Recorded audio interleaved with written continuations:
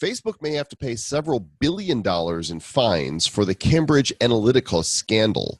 LinkedIn introduces live video functionality, finally, and Apple is looking for their next big move. Think we've already got a fake news problem? Wait until you see how deep fakes are going to take us to a whole new level of WTF. And if you've got an original Super Mario Brothers cartridge still sealed in the box, you may have won the lottery. Toss in a great interview from our roaming British bad boy, Mr. Stewart Rogers, and we've got a stacked show for you. Take it away, Delilah.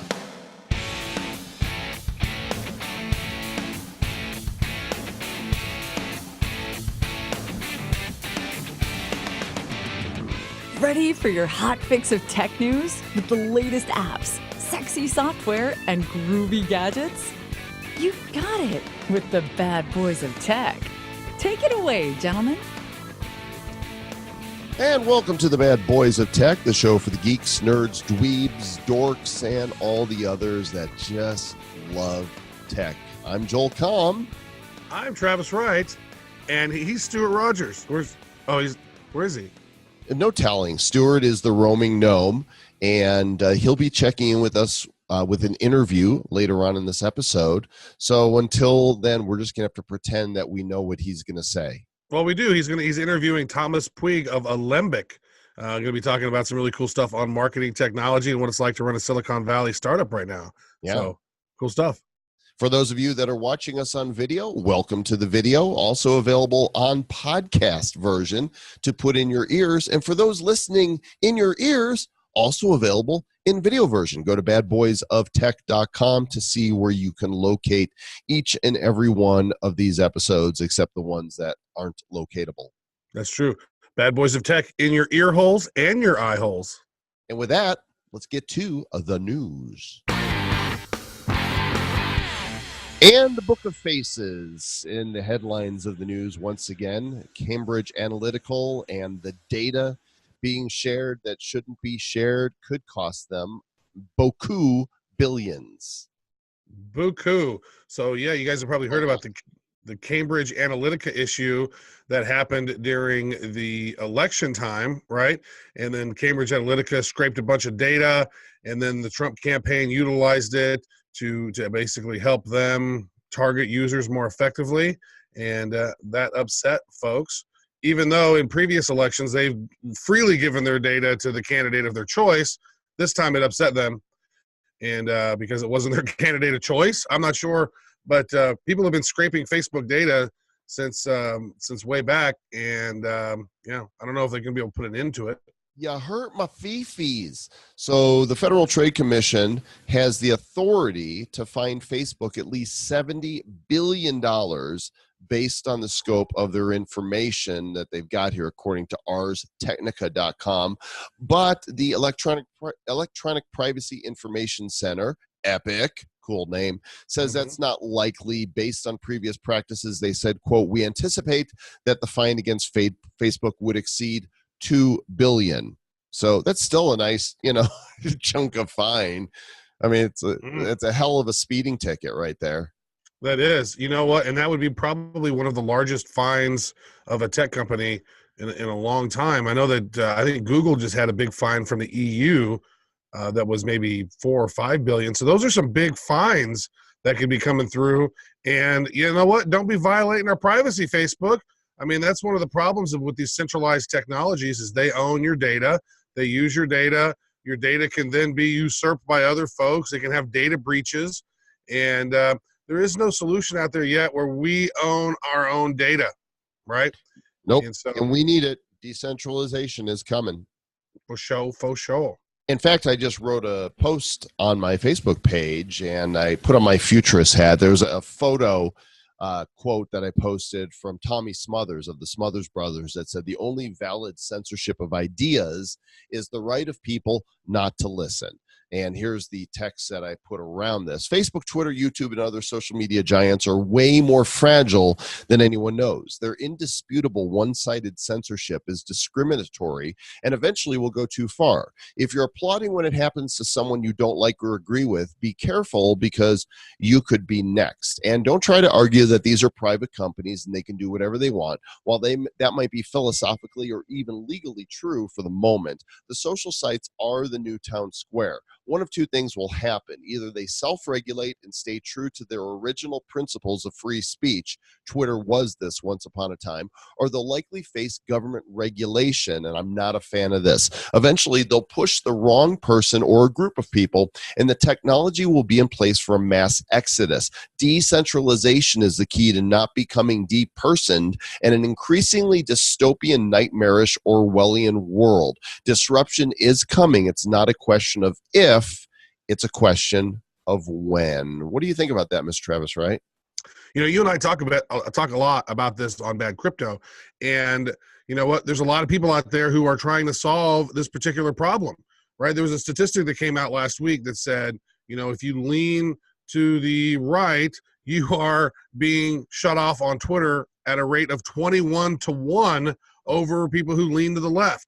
Right, that's clearly discriminatory. It's just a fact too. It's not disputable. The data is there. The data is there, and you and I took a political sort of a compass test here recently, and I align libertarian to the left. I lean to the left, like Gandhi, pretty much close to where Gandhi is, but it's like I have a problem with, so people think I lean very far to the right, which normally I don't, but I'm just like, look, I don't like corruption. I don't like censorship. I don't care if you don't like Alex Jones or any of these other folks. They have a right to not be depersoned on the internet. Like, if you don't like them, don't listen to them. No, they should be removed. I don't like what they say. They hurt somebody's feelings, and now they got to eliminate them from the internet. It's wrong, and it's fascism. It's book burning. That's exactly what it is. It is the 2019 version of book burning. That is. If you are applauding this, if you are applauding when anybody gets removed, and go, oh, good, they shouldn't be saying those things. Mm-hmm. You are a book burner. Mm-hmm. It happened. It's like, you know what? I don't necessarily agree with Milo. But Milo was the first one they took down, and then they started taking other people, and they waited. Oh, are we getting any backlash? And then they all coordinated on the exact same day and took down Alex Jones, and they're like, are we getting any backlash? Nope. And now they're just like slashing every day, getting people out of there. And so like, do your Alex Jones. It makes me happy. There's transdimensional aliens out there, folks, and they're eating your babies. And so they're out there with this Jack Dorsey and this freaking Joe Rogan out there, and I'm so upset right now. I want war. I want war. They're turning the frogs gay. They're turning the frogs gay, and yeah.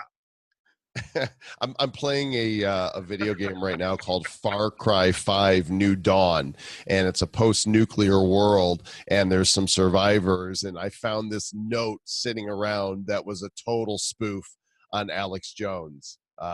Maybe I should screenshot that and put it in the show notes. But so those are our thoughts on that. Censorship, bad. Mm-hmm. Freedom and liberty, good. And disruption is coming. It is. And we're going to talk a little bit about this further in the app section, because there's some really interesting stuff that's been popping up around deep fakes and AI, and even creating people that don't even exist. Right. So there's some really interesting stuff that we're going to be talking about a little bit later. But we're still here in the main tech news thing. There's some interesting stuff happening about Apple as well. Yeah, well, the problem is there's nothing interesting happening in Apple. That's the problem.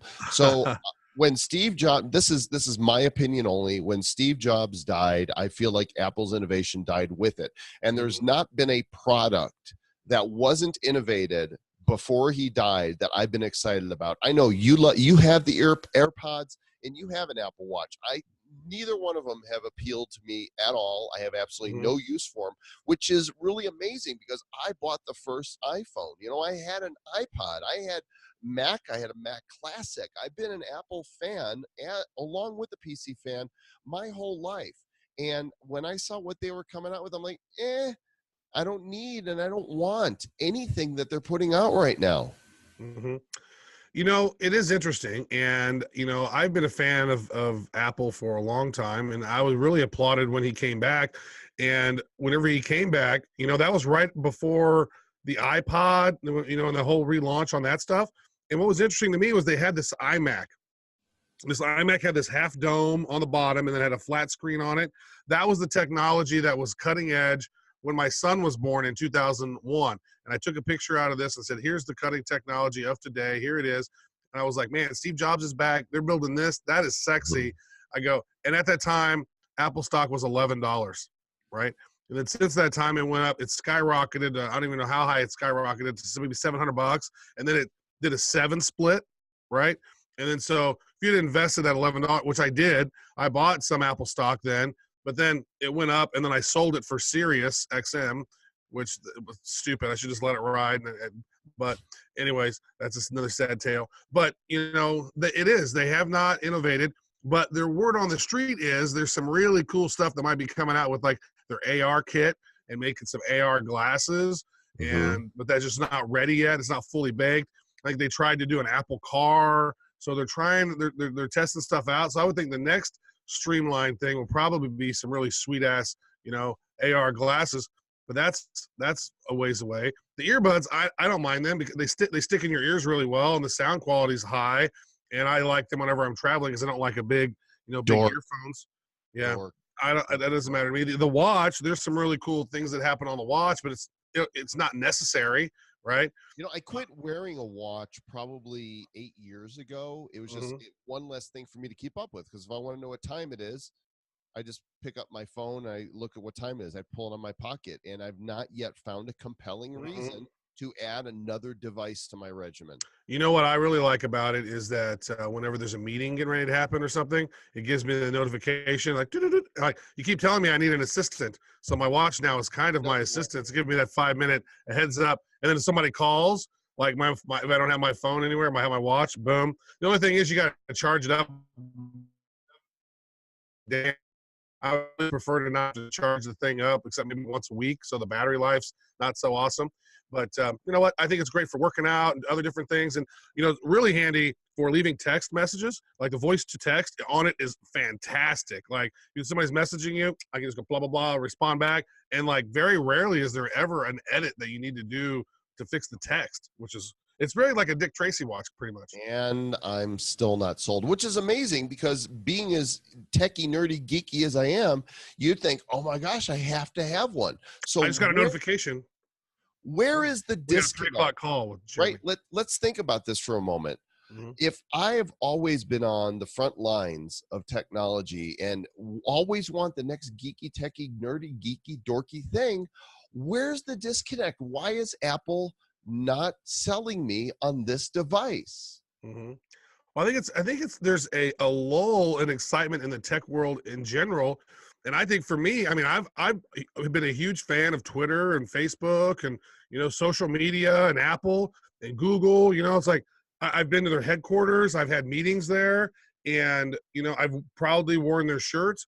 But like this authoritarian dystopia stuff that's happening with censorship, and then we're trying to put the crunch down, and like Apple delisted our podcast, Bad Crypto, for 5 days. They didn't even tell us because they thought we were keyword stuffing a field, and we really weren't. That was just the name of our show, Bad Crypto Podcast, Bitcoin, cryptocurrency, and blockchain news. Oh, you're stuffing keywords. Like, no, we're not. But they didn't even tell us they took us down. Right. And so these big companies have so much power over you and the creators where they can just disconnect you from your audience, and it's sad, Mr. Joel Comm. So I think that's probably part of the reason why you're not getting excited about some of this stuff, because we're kind of mildly angry at Google and Apple. I don't know about that. There's other tech I'm excited about. For example, I won. Why are you sharing that? You're sharing your screen still. For example, I won a Robotemi at CES, and they're shipping it to me next month. It's a $1,500 robot on wheels that it works kind of like an Amazon Echo, only it's got a screen and video on it. And I'm super excited. Dude, so you got a robot dog and a robot. You are George. The robot dog's gone, actually. The dog, Did I talk about that before on the We did. show? We talked about it on like the first episode. Yeah. But I didn't talk about getting rid of it. You didn't talk about getting rid of. Was it peeing I on the got carpet? rid. I got rid of Skippy, the Sony Aibo dog, because I felt like it wasn't learning my apartment space. It walked in circles a lot. It slept a lot. I feel like my Roomba knockoff, which is what is it called? It's a D-Bot. It's right down there. D-Bot learns its way around my place better, and so it's cool type of AI. It's cute as heck. But I decided to put him on eBay, and he found a new home. The new owners, they've got a child. He got it. The guy got it for his wife. They're really happy with it. But for me, it just wasn't what I wanted it to be. And so the Aibo. Did you have it too long to send it back to Sony? There was no refunds on it. No refunds on the Sony Aibo. Okay, so you dropped this story in here on Ars Technica. The headline: Opportunity did not answer NASA's final call, and now it's lost to us. This is about the rover, right? What is this? Yeah, so I remember this distinctly because I remember where I was exactly when this happened. So the Mars Opportunity rover landed in 2003. And I remember exactly where I was. I was working working overnight at a FedEx Kinko's, and I remember the Opportunity landed, and then the rover was going around and driving all around and sending pictures back to Earth. Oh, I guess it landed in 2003 or 2004. And so it was really cool. They were basically taking pictures, and they'll uplink it and send it back to NASA. And finally, I guess it got engulfed in a big dust storm last June, and it finally stopped. It landed there. It looks like it landed on January 25th, 2004, 15 years ago, and it is now kept going and kept going. It staggered 45 kilometers across the red planet, and now it is no longer. Opportunity is no longer knocking. So the battery died. I think it had a solar charger of some sort, but can you imagine, like, 2004, they launched this. So, they had been building it for probably 5 to 7 years before then, right? So what kind of battery did it have? What kind of solar power?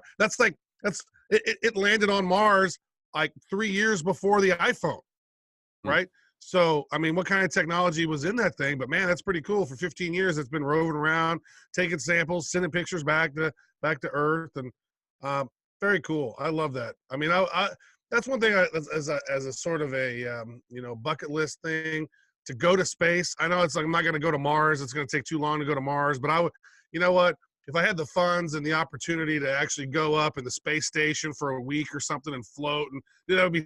I wanted to be in astronomy and being an astronaut. Like one of my first, like when I was a little kid, like, man, I love the stars. They always amaze me.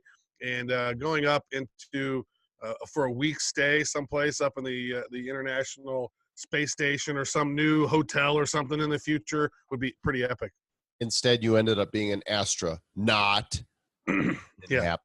So Did not happen. Facebook has got their own live video. Twitter has Periscope. Instagram has live. And now, finally, the social network for business, LinkedIn, has announced that they are debuting their live video broadcast service. It's launched in beta as LinkedIn Live. It's been invite only, and several are going to get invited for it, but they want people to broadcast business content and be able to engage and interact with an audience in a live platform. And so the plan is to cover conferences, product announcements, Q&As led by influencers, mentors, office hours, earnings calls, graduation, award ceremonies, and more. And all I can say is it's about time. Okay. So they are going to have some third-party developers for streaming, including Wirecast, Switcher Studio, Wowza, and then Social Live and Brand Live. I don't know if B Live is on that list as well, but I'm sure that it probably will be too far behind. What I think about this is that this could be really cool for conferences, like either stream the conferences. I want to tune in and watch conferences, but for most folks, they're not organized to do live video, right? A lot of times it's incoherent, it's rambling, they're going on, and it's like it's not cohesive. Like this. A lot of times. Kind of like our podcast, yeah. Yeah. And so what I would say, which I think might have been cooler to roll out first, would be LinkedIn stories, right? Because it's like there could be your daily motivational stuff. You're sharing little snippets, and as you go, I would like LinkedIn stories more than LinkedIn live video. Now, we might do LinkedIn live video stuff when we're at a conference, and we might broadcast our conference, but I don't see myself getting on live on LinkedIn. You know what? I'll probably try it out and see if I have a good idea on what I want to talk about. But I think most people will get on. And if anyone can get on, then that's not going to be good because it's going to dilute it. People will start ignoring it. I don't know. We'll have to see. Personally, again, LinkedIn stories would be a cooler thing, I think. But you know what? Here it is. What are you going to do? There it is.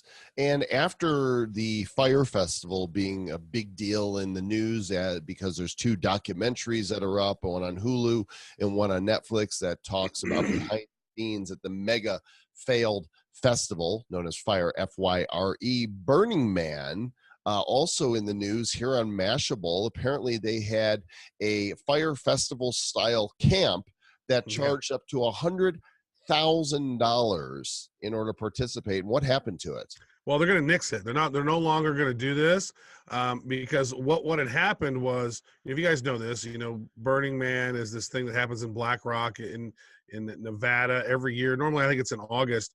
But so this place called Humano, Humano, their camp, they were actually selling these different accommodations that was very similar to what Fire Festival was doing. So for $25,000, you get a 160 square foot single Bedouin tent, and then all the way up for $100,000 for the Moon Village tent, which was a private bathroom, 2 bedrooms, and super powerful AC. And then they also had to pay $2,000 to be part of the tribal fee. But what happened was, Mr. Joel Comm, is they had all these wealthy attendees in this area, and they set up the camp. But what they did not do was set up their plumbing correctly. And so their camp was leaking toilet water. And so they were going in, they were doing all their showers and flushing the toilet. And what ended up happening was they did not have the right pieces. They did not have the right PVC piping. So instead of actually going to Reno, which was 90 miles away, to get some proper plumbing, they decided to duct tape. They tried to duct tape it. And then what happened was black water from their camp was leaking onto the playa. And so people are down there dancing and all this. And this is a green, don't leave a trace. It's like whatever you bring in, you want to take out, and you don't leave trash. And so here they are. Their toilet water is going down to where everybody is hanging out. I don't think that's the black water that the Doobie Brothers were singing about either. Probably. Oh, black water, keep on rolling down to the playa, let everyone dance on it. Wait, that's a pile of what is that? What is that over there? That's gross. I don't know about you. Is that Nutella? That looks like some Nutella. Hey, if people want to go to Burning Man and go be in the desert for a week and do illicit substances or not and get all fine, not for me. I like the idea. I'm all about it. I've always wanted to go, but then now it's gotten too corporate. And I'm just thinking, like, I'm in Missouri. How am I going to bring all this camping stuff, like, on an airplane? And like, it just the logistics of it just seemed like a big pain in the ass. And so I've never done it. That's why I go, oh no, you need to pay for the camps and get ahead of time and do the do. I'm like, I'm not paying for this. I mean, it's supposed to be minimalistic and you're tribal, and it's like you're hanging out with your peoples, and it's just not what it used to be, I don't think. Even though I wasn't there when it was then. Anyway. Well, if Burning Man and leaky sewage doesn't freak you out, this first story in our app section will. Travis Wright, I have met you in person. Yes. And I can vouch for the fact that you exist. Now, when we first met online, it was questionable. I don't know. You could have been a bot. You could have been a fake. You could have been artificial intelligence. Hard to tell if you've not actually met somebody who's real and who's not. That's true. So this latest story right here, this is a website you can go to right now. Type it in, thispersondoesnotexist.com. And it uses AI, and it makes all these different fake faces. And you know what it was so interesting about this, Mr. Joel Comm, was I I will go there and then I'll take a picture. I'll actually save the image because, like, if I don't save the image, that person dies. Go ahead and scroll down and click the link to the website, pop it Yeah. open, and let's refresh it a few times. So what you're looking at when you go to this website is a creation of a gentleman named Philip Wang. He's a software engineer at Uber, and he's using a neural network that's known as a GAN, a generative adversarial network, to create a new facial image from scratch. This is artificial intelligence that is basically, every time you refresh the page, you are seeing the face of an individual, oh, she's got bad teeth, that does not exist. Now, there might be a doppelganger of somebody who looks like this, but the face it is creating is not a real person. It is a deep face. Can we say that instead of a deep fake? A deep face. It is. You know, one thing that I thought that was interesting is as I've gone through these and looked through some of these, and I was like, one thing that it could be used for, which probably will be used for, is that for porn, because it's almost like then, if you do that, then you're not actually, there's not any women that's actually doing that stuff. But people it's almost like, what do you like? Well, I like a brunette. Well, how big do you like their boobs? Well, this size. And what do you want this? Like literally with this deep creation of things, then it's almost like, that's probably will be where it will be utilized. You can go to a website, pick whoever you want, have them do whatever they want, and it's not a real person, but it sure looks real, And some of them you could tell, like a picture we're looking at right now, she's got an earring in one ear but not the other, right? And some of them have some weird, like a weird splotchy thing in her hair up here, whatever that is. So it's unusual, but it's real enough that you could easily pass off these photos as real people. And it's mind-blowing when you think this looks like a real person, but this is made on the fly and it does not exist. This person never lived. People are going to use these for like their fake Russian bot accounts on Twitter. Yeah. So deep fakes are actually in the news for a number of reasons, not just this very scary prototype of what's possible, but apparently there are researchers out there that are being scared by what's possible in the work that they're creating, and they are holding back the artificial intelligence for deep fakes for text. They think that machine learning could ruin online content for everyone. It is very interesting to look at this thing here and to read about. So OpenAI, they have this algorithm, and it's utilizing AI and machine learning. And look at this right here. So basically what they're doing is they think that this thing is creating content so good that it's scary to them, because what it is they gave 4 terabytes of information or something, 40 terabytes of data from online data, and what it would do is it would predict what the next word would be based on that. And so there's a couple of different articles that we have on here on this particular one. Right. In this one you're looking at, an Ars Technica, Travis, is really interesting. There's an example. Given a 2-sentence entry, GPT-2 generated a fake science story on the discovery of unicorns in the Andes, a story about the economic impact of Brexit, a report about the theft of nuclear materials near Cincinnati, a story about Miley Cyrus being caught shoplifting, and a student's report on the causes of civil war. And you can see all of these in the show notes, badboysoftech.com/005. And if you'll scroll down the page, you'll see that the artificial intelligence written stories just based on a 2-sentence entry. It's created. Right. And you'd think, you know what? I've seen. I wish I had this in college. That would be so handy for my term papers and research. Right. So here on this other article we have, so we're actually linked to both of them. This is the one on TechCrunch. And so here was one right here where they basically inputted to the GPT-2, recycling is good for the world. No, you could not be more wrong. And then it's spat back. Recycling is not good for the world. It is bad for the environment. It is bad for our health. It is bad for our economy. I'm not kidding. Recycling is not good for the environment. It is destructive to the earth, and it is a major contributor to global warming. Recycling is not good for our health. It contributes to obesity and diseases like heart disease and cancer. Recycling is bad for our economy. It increases the cost of a product, and in turn, the price of everything that is made with that product. Recycling is not good for our nation. We pay a tremendous price for the privilege of having the world's most advanced and efficient recycling system. Recycling is a huge, colossal waste of time, energy, money, and resources. Wow. Well, whether that's like a that's YouTube right, comment. if it's right, wrong, or indifferent, Yeah. the construction of that, it looks legitimate, and you wouldn't know. Right. And so the real fear with our AI used for text, used for photos, is the day is soon coming when somebody's face is going to be used in photographs to implicate them in something horrible that never happened.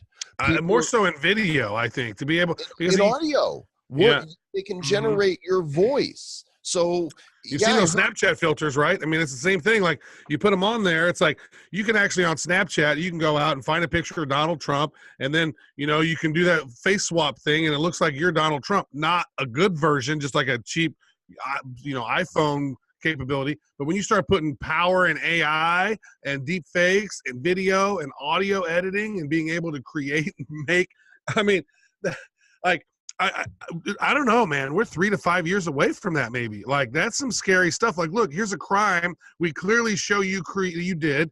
Here's multiple video angles of you committing this crime, and you didn't do it. But, I mean, there's evidence that shows you did. That's scary, man. It is indeed. And something not so scary, time to go through your attic or basement and see if you've got an old original Super Mario cartridge. Here's why. Just about everybody and their dog had an initial NES system, Nintendo Entertainment System, that played the first Super Mario Brothers. And this guy had an original copy, still sealed, pristine, that just sold at auction for $100,000. Actually, $100,000, $150, the highest price ever paid for a single game. What kind of animal is this guy who would hold on to this and not play it? Like, I mean, I remember that exact same box. I had that. And when I got my Nintendo, so maybe they just had like a duplicate one, and he's like, "All right, I got 2 of them. I don't need another one." This is sealed. This is among the first run of the 17 NES games that were produced in America, and there's a foil sticker on top that if you had broken that sticker, you couldn't replace it. It's you can't damage it and not know. That's a good investment. Buy a couple of those, huh? Sit them back, and for some reason, this guy 30 years.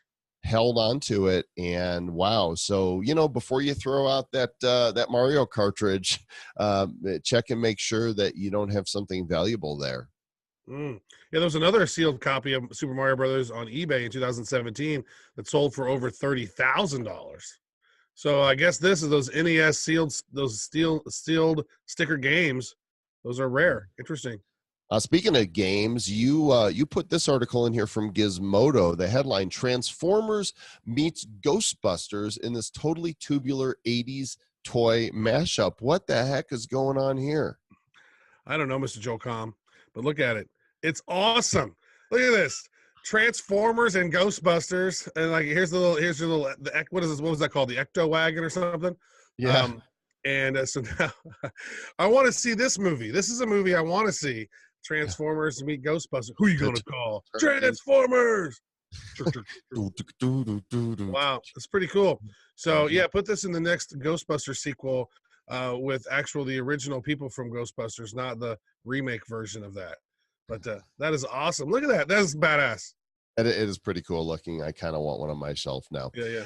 Now, a lot of people watched the State of the Union address that the president gave here recently, and whether you agree with him or disagree with him, I think everybody can agree that bad lip reading does the best, funniest videos. This one right here, like this one is really funny. Like one of my favorite ones is the ones that they do with the NFL, and but this one right here. I don't know if you guys can hear it. You guys want to go check it out themselves. It's just so funny. Yep, links to it in the show notes. It's embedded here in this Mashable article. Don't lay a finger on my gavel. It's all like, I like when he says, "I think Asia has a nifty wall."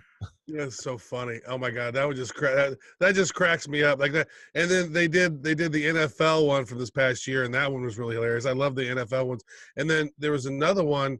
Oh, there was one that bad lip reading did where they took a Michael Bublé video, his song, "I Just Haven't Met You Yet," and then he turned it into a song called "Russian Unicorn," and it's a totally different song. The song he made up. And would singing it with Michael Bublé's video as the back. Like this dude, whoever did, like he's a genius. I think he's got like 15 million subscribers or something to his YouTube channel. Have to be able Super creative. You have to know what phonetic sounds are created when the mouth is in a certain position, and be able to go, okay, what can we replace this with here that makes it look real? And I'm sure it takes a lot of work to actually pull that off. I bet it takes a lot of time. You know what? Great creators. But we wanted to also throw something, that we found over the course of the week that we thought was pretty hilarious, and you're going to want to check that one out.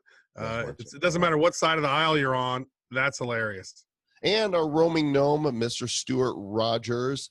I think he was in Europe when this interview took place. He's got Thomas Puig of Alembic, and they have some MarTech stuff to discuss, especially the future of marketing technology. So, Mr. Stewart Rogers, take it away. Here we are in San Francisco at the amazing and wonderful Alembic offices. You may not have heard of Alembic because they've been very, very stealthy indeed. So, Thomas, why don't you tell everybody that's listening to the wonderful Bad Boys of Tech podcast who you are and what the hell is Alembic? Well, who am I? I'm a, serial CMO and tech executive who scaled companies like WP Engine and Marcus and Cambium Networks. And my co-founder was really, really, really early at Twitter. He was number 13. Wow. Right? Yeah. He got the job waiting in line for the bathroom at a club. Like, that's Amazing. How early Twitter was. That's right? how you get one of the best names on Twitter, is like one of those one-word names. Yep, it was from those eras.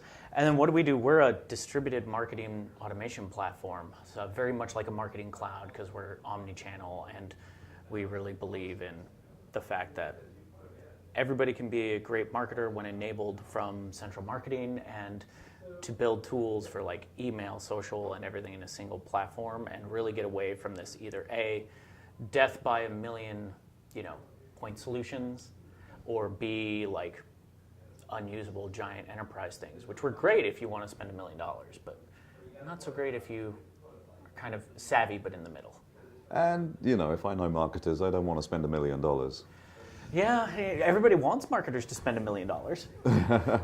It's the constant thing of where you hear, like, what do they say? They have the largest dispensable budget within all organizations is usually marketing, but Yep, and it's kind of crazy because marketers, they do love to spend money, but they only love to spend money if they know they can get a return out of it. And the problem with that, or if it's cool, like, or if let's it's be cool. honest. Right? Well, that's the thing. They want to do cool stuff, but they can't really do cool stuff because the cool stuff doesn't have a guaranteed return on investment.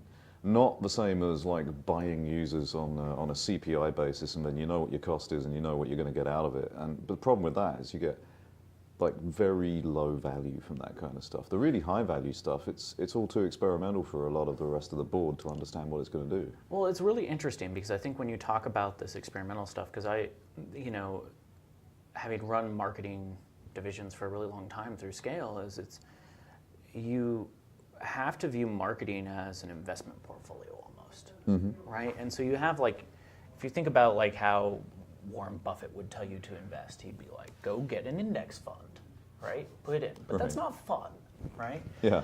So what you end up happening is you have to think about like a portfolio, 70%. It's like your stocks and your bonds and your really, really stable stuff. The stuff you were talking about, like your cost per click, your guaranteed impressions, your user purchasing, stuff like that, account-based marketing with return sets. And then like 20%, right? 20% is going to be a bit edgier, right? It's going to be your brand stuff, your events, your things that are a little bit harder just by the nature of it to really push in. And then you should save about 10% for just absolute weirdness and insanity. Right, your real, it's your 10 to 1 bets, right? What's the weirdest, most insane marketing you've ever seen? That I've ever seen or ever done. Well, either. Take. Well, I remember we can one compare time. war stories here. Yeah, I remember one time with WP Engine, we did this thing called GIF the Halls, where we built a website where you could build your own GIF Christmas card, and then we took over a giant set of walls in downtown San Francisco and projected against it. And people would put it in, and of course everybody tried to game it. We'd have approval systems and everything, but we estimated we did 1 million organic impressions of Joe, just people walking through Union Square in San Francisco doing stuff, and we did the whole project for less than $15K and convinced the city because we partnered with some cool nonprofits for it and everything. That was a 10 to 1 result. And then I also remember a total failure of when we tried Snapchat filters and that totally didn't work. Right? So it's like, right. It's kind of on the in between. I always say that like the other thing that I constantly see is people assume marketers are like, oh, 50% of my experiments should work. I'm like, probably not going fast enough then, because maybe 1 in 10 will work, and so you need to do 100 of them, not 5. Right. Right. And so that's also the experimental side. I think people try to take on this monster experimental thing instead of doing a whole bunch of. I did a trade show once and designed a booth that was 2-story, so we could have like a cafe with chairs and everything up the top. Yeah. And then what I did was I sent 50 really, really targeted prospects that we had been talking to, expensive, like 500 UK pounds, remote control petrol-driven cars, gas-driven cars, with a gilt-edged invitation inside each one. And then on the invitation it said, here is your remote control car. If you would like the remote for the car, come and see us at our booth. Book in an appointment, click here. Right, and gave me URL. They came, they booked in an appointment. Out of those 50 that we sent, we had, I think it was like 45, 46 appointments. Yep. And against that £500 times 50 spend, we closed over £300,000 worth of business. See, I mean, that's just beautiful account-based marketing stuff, right? When I think about, when I think about how the term account-based marketing has been co-opted by I call them PDF slingers, right? People are like, account-based marketing is all about finding an email and getting someone to download a PDF of your white paper. Great. Like, that's not what account-based marketing originally was. Account-based marketing is exactly what you're talking about, right? Like going in that hyper-targeted way of where it's irresistible to engage. Yeah. And it's just that sad thing now, and I wish, we're super early. I mean, our company started in November. Yeah. And so our version of the type of targeted is we've been nice to people over the years, and we call them up and we ask them to be like, hey, will you look at this thing? And they say yes. But we'll get to the point where we need to do what you were doing. And I think there's this scrappiness that's been a little bit lost and in like the physical space of that to the demand generation engineers of the world. Right. Everybody's a growth hacker at scale, and that works for some things, but in enterprise it doesn't. Speaking of terrible Silicon Valley cliches like growth hackers, you started in November. You have some funding now, right? Yeah, we've raised from 3 really good firms, from Village Global, which is Gates, Zuckerberg, and Reid Hoffman's accelerator program, Ridge Ventures, from Ben Metcalf and Alex over there, and then from Irish Angels, which is Notre Dame University's investment group. And so we've raised a few $100,000, pre-seed. We're pre-product, right? So what's that like now in 2018, 2019, getting a startup off the ground, getting some funding? What is that like now in comparison to the old days? Because things do seem to have changed quite a lot in Silicon Valley in the last decade. Yeah, I think what's happened is that pressures from the massive amounts of capital coming in have pushed institutional investors earlier into the process. And that's done some very, very strange things. So it used to be that we would never have talked to we're experienced enough that we could talk to an institution, but a first-time founder coming in would never usually get to talk to an institutional investor. They would just raise from individual angel investors or friends and family for their first few $100,000. Yeah. and they would have called that the angel round. So, and then you would go for, say, $1 million to $5 million from a seed investor, and then you would get A. Yeah. Well, basically everything's offset one, and the angels have often just gotten pushed out. So now you have all these pre-seed funds and accelerators that give what they call formation capital, right? Where it was the land of angels. And so you have these pre-seed investors coming in and trying to take up that market. And then you've got, the A round investors now do seed, and the B round investors are now A, and everything's kind of just offset one. Right. The problem with institutions being part of that is they have, they're inherently risk mitigators, not dreamers often, right? So when you raise from institution, you have to have the perfect team, and you have to have a market, and you have to have an idea, and you have to push all this stuff. Whereas angels, sometimes you could just be like, I have this crazy idea, and you trust me. Yeah. Give me a little bit. And they'd be like, all right. So it's just a very different thing. And then the other thing is that nowadays you have to package these pre-seed deals as actual deals. So you have to go get multiple people, and you have to find what they call a lead investor. Mm-hmm. And nobody wants to lead right now. Somebody did a great study recently that showed that of all the Silicon Valley and US firms, only 52 lead pre-seed/seed rounds. And you see hundreds and hundreds of these firms around, right? So there's a whole bunch of followers, but nobody wants to go until you get a lead. Yeah. And so what's happened is this this very strange world of either A, you know somebody, or B, it's a hot space, or C.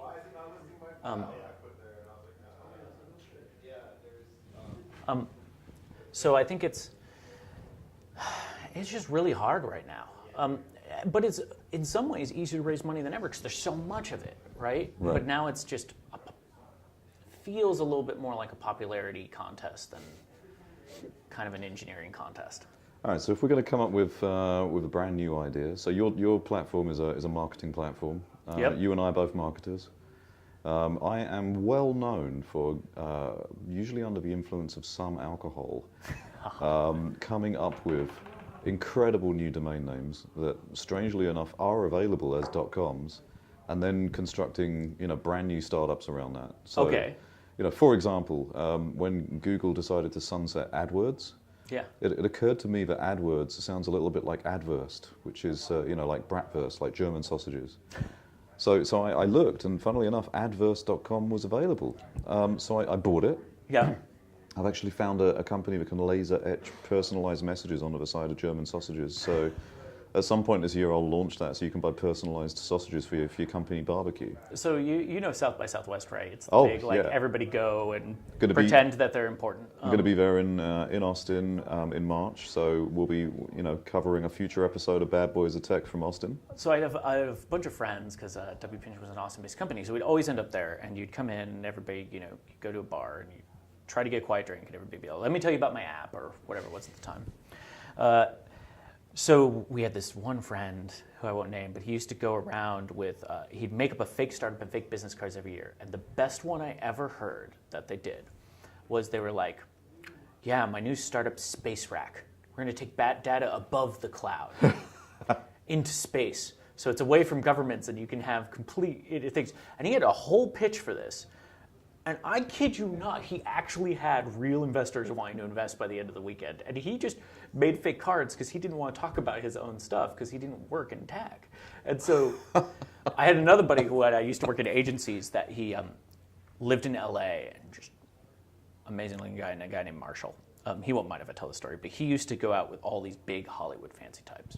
And what he would do is he would not be like, I'm an agency creative director. He was like, he'd say, I'm an undertaker. And he had this whole line, and like people would be like, no, you're not. He'd be like, what, you don't think digging graves is good enough for a living? And then everybody in Hollywood loved him, and he used to hang out with all these A-levels because they were convinced that he was a grave digger. It was just so unique. So I love like these inventions of things because I think we all take ourselves a little bit too seriously. So what startup should we create right now for Bad Boys of Tech? Oh, well, I mean, if we're doing Bad Boys of Tech, let's see here. What's the next place you're going? I'm going to go to Riga for Tech Chill. Where? Tech Chill at Riga, which is in Latvia. So I'm Latvia, trading. okay. Yeah, I'm trading the terrible, horrible weather of San Francisco for a much crisper, more beautiful cold weather in Riga. One of the oddest things Latvia is known for is it's in the 90s and 2000s, they had the largest collection of vintage Neumann microphones that were just hidden in storage from the Soviets because they never threw anything away. So somebody made an entire business offer for microphones from Latvia. But let's see here. So what do you need to do between now and then? What do I need to do? Apart from just sit on a plane? Yeah. Yeah. Well, you got to sit on a plane. Well, I've got to jump on a plane tomorrow. Got to head to Riga via London. What about plane seat warmers? Oh, now I like that. Right, because the economy is always really cold. Yeah. But like a battery-powered seat warmer, or one that just plugs into the thing, because they have power now, right? Like most of those things. So like a plane seat warmer / cushion. All right, so I'm looking now to see if hotbutt.com is available. I bet you. I mean, it must be, right? It's got to be available. Yeah. Or, well, there's hot butt. There's a. I mean, if you were seated on a plane, you had a nice butt warmer, you wouldn't be angry. You wouldn't be angry. So instead of hot cross buns, heat rear, like there's a bunch of good ones. Yeah, hot not cross buns. Yeah. No, there's a good one.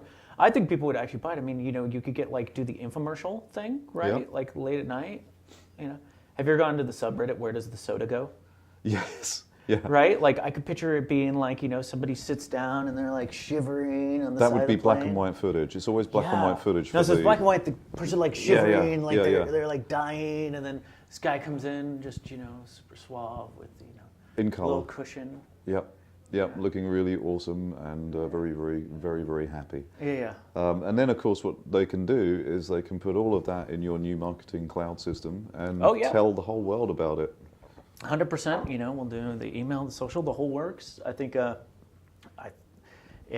actually long ago. So before I did any of this, before the crash of 2008, I worked in film and I worked on several infomercials. And you can, one of the funniest, and I've used this technique a lot, and this is a marketing thing, is infomercials buy what they call slush time. And so on TV, and this was something Constant Contact did in the early days, and it was super successful for them. They used to buy slush radio and slush TV slots. So basically, if it's like 1 a.m. or whatever, and there's not enough ads to fill that slot, they get auctioned off at the last minute. Right. And so you can just kind of put in a bid and say, give me blah, blah, blah slush time. But you can do that for both radio and TV still, and actually get some pretty good values if you're in like the B2C space or the B2SMB space. So we could buy a bunch of slush time. You can actually buy about, as I recall, about $30,000 will buy you about, I mean, I'm pretty dated on my information here, but I remember it was a few thousand rotations. Wow. It's a lot, Nice. right? I mean, these are all in like local Fox, Louisiana, stuff like that, right? Yeah. So we could promote with slush time, do unique 1-800 numbers for all the call-ins, right? And then we could just run, this is old school demand gen marketing, right? We could just be like, how do we do it? Though there's no Billy Mays anymore. I'm just saying. No, that's true. That's true. Who's the new guy, the skinny guy? Oh, I don't know his name, but he's very, very infectious. Yeah. It's just kind of like the. Yeah. Convinced that there is a large amount of stimulant use for any of those units. Well, and on that bombshell, thank you so much for joining us. So yeah, we'll come to you from another city soon. I'm absolutely certain that I'll catch some really interesting people in Riga and Latvia over the next few days. In the meantime, Thomas, thank you so much. Thanks for hosting me at Olympics offices. And we'll catch you on the other side. Catch you soon. It's always good to see you. All right, man. Thanks so much. And Mr. Stewart Rogers, give it back. He took it away. He should give it back. He took it away. Very nice. Yeah. That's good stuff. So, you know what? I want to say thank you, everyone, for tuning in to this episode here of the Bad Boys of Tech. Hopefully it's good enough for you to keep tuning in. If you do, subscribe. It's on iTunes. It's on Stitcher. It's on Spotify. It's on the Googles. Check that out. And then we also are on YouTube with this particular show because we're not on YouTube on our Bad Crypto because they deplatformed us without warning. We didn't even have any strikes against us at all. Yeah, and we don't know. We never know how to end this show. We end Bad Crypto by saying, "Stay bad." But it comes to the end of the show, we're like, yeah. Bye, Ed. I don't know. What do we say? So Yeah. we want suggestions. Write us, badboysoftech@gmail.com. Perhaps send us news tips.